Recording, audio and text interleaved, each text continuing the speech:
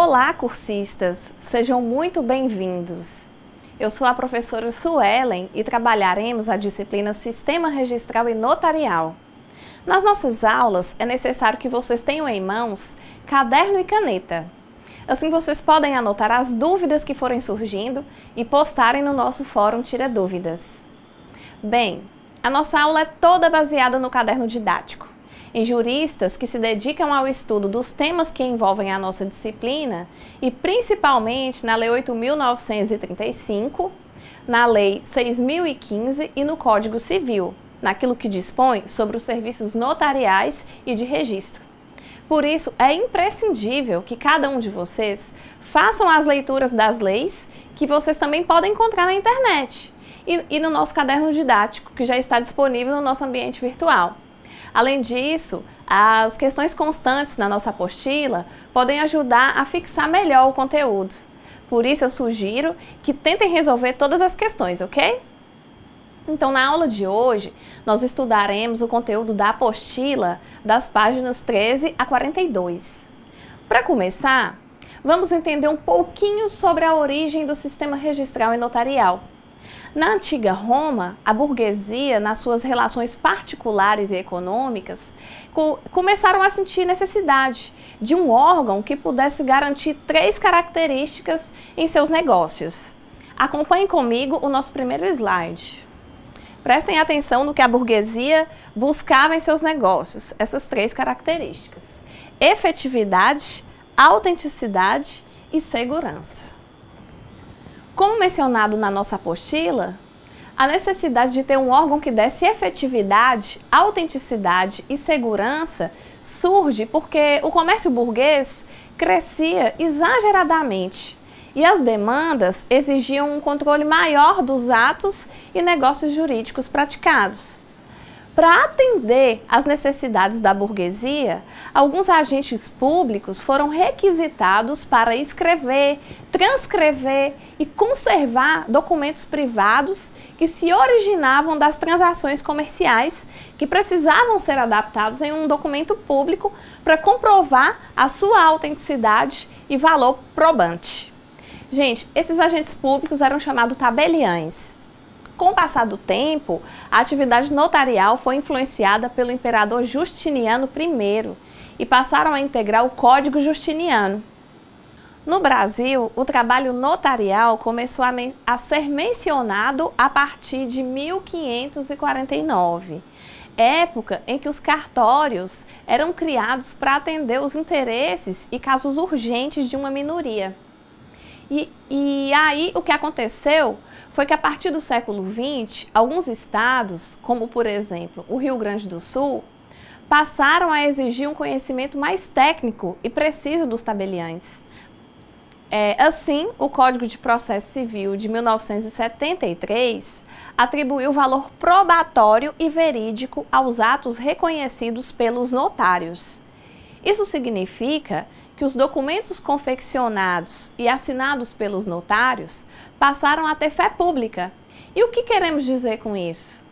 Queremos dizer que aquele documento tem uma presunção de veracidade e autenticidade. Aliás, gente, eu peço para que vocês atualizem a nossa apostila, pois na página 16 está escrito que o Código de Processo Civil vigente é o de 1973. No entanto, em 2015, entrou em vigência o novo Código de Processo Civil, que é a Lei 13.105 de 2015. Observe o que o autor Miranda diz sobre a força probante dos documentos. Segundo Miranda, a força probante dos documentos é a eficácia que o direito material ou processual atribui aos documentos para que sejam probatórios de atos jurídicos estrito sensu, atos, fatos jurídicos e negócios jurídicos ou de atos processuais. Muito bem, agora nós vamos estudar os personagens do serviço notarial e registral no Brasil. Observem o que dispõe o artigo 3º da Lei 8.935. Artigo 3º da Lei 8.935. Notário ou tabelião e oficial de registro ou registrador são profissionais do direito, dotados de fé pública, a quem é delegado o exercício da atividade notarial e de registro. Como vocês podem ver, o notário também é conhecido como tabelião e o registrador como oficial de registro. E são profissionais do direito que, através da delegação concedida pelo poder público, agem em colaboração para exercer a atividade notarial e registral. O que vocês precisam compreender é que os notários e registradores agem em nome próprio, mas são fiscalizados pelo poder público. O tabelião é remunerado pelas despesas e emolumentos pagos pelos particulares. E nós não podemos nos esquecer de que esse tabelião é dotado de fé pública, pois os documentos assinados por ele têm presunção de veracidade. Como regra geral, os serviços notariais e de registro são praticados no cartório. Os notários se utilizam da ata notarial para narrar os fatos e transcrevê-los para o livro próprio. Já os registradores ou oficiais de registro são os profissionais incumbidos de constituir e declarar atos jurídicos tidos como verídicos por meio das escrituras públicas ou instrumentos particulares. Já o preposto é contratado para substituir os tabeliães, registradores, auxiliares e escreventes quando necessário. Esse substituto deve ser designado pelo próprio titular da função, e esses são remunerados de acordo com a legislação trabalhista. Eu vou dar um exemplo para vocês. Imagine que um notário e um registrador se ausentem por problemas de saúde. Nesse caso, eles nomeiam um substituto temporário para exercer aquela função até cessar a licença. Então, o preposto, ele pode praticar todas as atividades do notário ou registrador afastado. Agora, vocês sabem como é o ingresso na atividade notarial registral? Então, eu vou explicar para vocês. Os tabeliães ingressam na atividade através de concurso público, desde que atendidos todos os requisitos presentes no edital. Como regra geral, o candidato deve ser bacharel em Direito ou possuir pelo menos 10 anos de atividade no serviço notarial e de registro. Para conseguir uma outra serventia, os titulares também podem concorrer à remoção, desde que tenham no mínimo 2 anos de atividade. Agora nós vamos buscar entender um pouquinho sobre a competência dos notários. Acompanhe comigo o próximo slide. Artigo 6º da Lei 8.935. Aos notários compete formalizar juridicamente a vontade das partes, intervir nos atos e negócios jurídicos a que as partes devam ou queiram dar forma legal ou autenticidade, autorizando a redação ou redigindo os instrumentos adequados, conservando os originais e expedindo cópias fidedignas de seu conteúdo. E, inciso 3, autenticar fatos.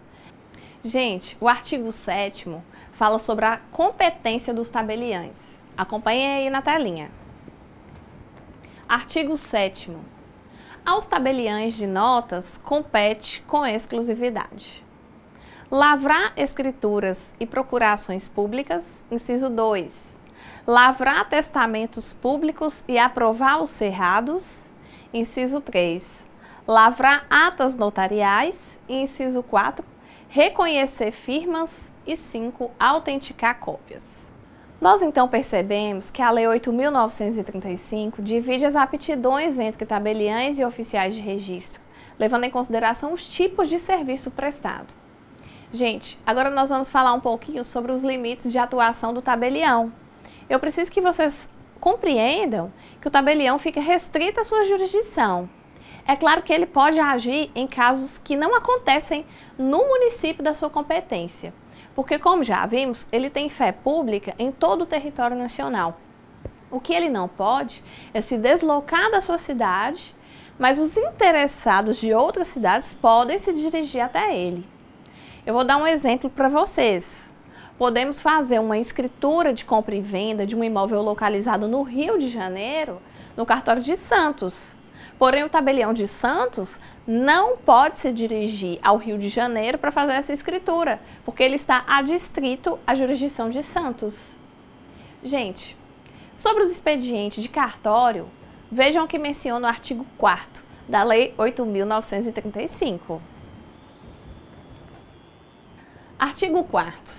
Os serviços notariais e de registro serão prestados de modo eficiente e adequado, em dias e horários estabelecidos pelo juízo competente, atendidas as peculiaridades locais, em local de fácil acesso ao público e que ofereça segurança para o arquivamento de livros e documentos. Então, gente, pelo artigo que acabamos de analisar, nós percebemos que a regra é que os serviços notariais sejam realizados no cartório, dentro do horário estabelecido para o expediente. Porém, há exceções, como no caso do tabelião ter que se dirigir, por exemplo, a um hospital, para fazer o testamento de uma pessoa que está correndo risco de morte. Nesse caso, o tabelião pode fazer o testamento fora do cartório e fora do horário de expediente, por causa da circunstância de risco que se encontra o enfermo. Então, para quem não sabe, o testamento ele também é chamado de disposição de última vontade e é um documento que tem por objetivo a disposição dos bens para depois da morte. Gente, sobre as atas notariais, elas devem seguir um padrão escrito no que tange às constatações dos fatos, como o uso de folhas especiais. Os documentos emitidos pelos cartórios têm as suas marcas de autenticidade. São papéis especiais. Além disso, é importante mencionar que a Lei 8.935 possibilitou o aperfeiçoamento dos serviços notariais e de registro a partir dos usos de recursos tecnológicos. Então, nós podemos observar que hoje os cartórios já se modernizaram com o uso do computador, da internet, existindo inclusive atas prolatadas via internet. Então, as atas notariais e escrituras públicas são ferramentas para o exercício da atividade notarial. As atas e escrituras feitas em cartório dão validade e autenticidade para o negócio jurídico que você realizar com uma outra pessoa. Por isso, elas são extremamente importantes. Os autores Ferreira e Rodrigues, na obra Ata Notarial, Doutrina, Prática e Meio de Prova, definem a ata notarial. Olha o que diz esses autores. Ferreira e Rodrigues, 2010, página 112, definem a ata notarial como sendo o instrumento público pelo qual o tabelião ou preposto autorizado, a pedido de pessoa interessada, constata fielmente os fatos, as coisas, pessoas ou situações para comprovar a sua existência ou seu estado. Na página 30 da nossa apostila está claro que as atas têm a função de descrever os fatos ocorridos e, ao serem descritos, eles são arquivados em livros próprios. E esses livros são dotados de formalidades objetivas e subjetivas, que vão desde a utilização do papel especial e timbrado até os critérios pessoais ou jurídicos, que impedem ou favorecem o reconhecimento dos fatos. Além disso, é importante lembrar que as atas têm serventia, porque o tabelião narra os acontecimentos a partir das informações que ele recebe, certo? E é através da escritura pública que nascem os direitos e obrigações que instituem a relação jurídica. Depois vocês podem observar o quadro na página 31 da nossa apostila. Ela explica direitinho as semelhanças e diferenças existentes entre ata notarial e escritura pública. Agora veremos as incompatibilidades e os impedimentos dos tabeliães e oficiais de registro. É o seguinte: a incompatibilidade é a proibição total que inviabiliza o agente. O servidor fica totalmente impedido de atuar na atividade notarial. E o artigo 25 da Lei 8.935 enumera as hipóteses de incompatibilidade. Artigo 25. O exercício da atividade notarial e de registro é incompatível com o da advocacia, o da intermediação de seus serviços ou de qualquer cargo, emprego ou função públicos, ainda que em comissão. Vejam que a advocacia é incompatível com a atividade notarial. Portanto, se um advogado passar em um concurso e assumir um cartório, ele terá que se desligar da advocacia. Já o impedimento é uma proibição que suspende temporariamente a atuação do tabelião ou oficial de registro em certas situações. Veja o que nos diz a Lei 8.935 no artigo 27. Artigo 27. No serviço de que é titular, o notário e o registrador não poderão praticar pessoalmente qualquer ato de seu interesse ou de interesse de seu cônjuge ou de parentes na linha reta ou na colateral, consanguíneos ou afins até o 3º grau. O tabelião não poderá lavrar ata para si mesmo, nem para o seu cônjuge ou parentes próximos, por seu impedimento determinado em lei para a preservação do princípio da imparcialidade. O tabelião deve sempre honrar pela boa-fé, probidade e segurança dos negócios. No que diz respeito à responsabilidade civil dos notários e registradores, vejam o que dispõe o artigo 22 da Lei 8.935. Os notários e oficiais de registro são civilmente responsáveis por todos os prejuízos que causarem a terceiros, por culpa ou dolo, pessoalmente, pelos substitutos que designarem ou escreventes que autorizarem, assegurando o direito de regresso. Então é o seguinte, a lei prevê que caso um tabelião, um notário ou um preposto cause prejuízos a um terceiro, deve responder pelos prejuízos, por exemplo, indenizando o prejudicado. Gente, é importante mencionar para vocês também que a fiscalização dos serviços notariais e registrais se dá através da intervenção do Poder Judiciário nas atribuições e competências dos seus servidores. A fiscalização acontece no âmbito estadual e distrital, ficando a cargo do juízo competente tomar qualquer medida judicial sobre as infrações cometidas pelos cartorários. Quanto ao encerramento da delegação, essa acontece quando os tabeliães e oficiais de registro deixam definitivamente de prestar atividade notarial e registral. Então, o tabelião ele pode deixar o serviço pela morte, aposentadoria, renúncia ou por sentença de juiz competente. Gente, com isso nós encerramos a nossa primeira aula. Eu espero que vocês tenham gostado e dediquem-se à leitura da nossa apostila, para que vocês se familiarizem com os termos jurídicos. Eu espero que eu tenha conseguido ser clara na explanação do nosso conteúdo. Bons estudos, fiquem com o nosso Pai do Céu, que Ele abençoe cada um de vocês. Até a próxima!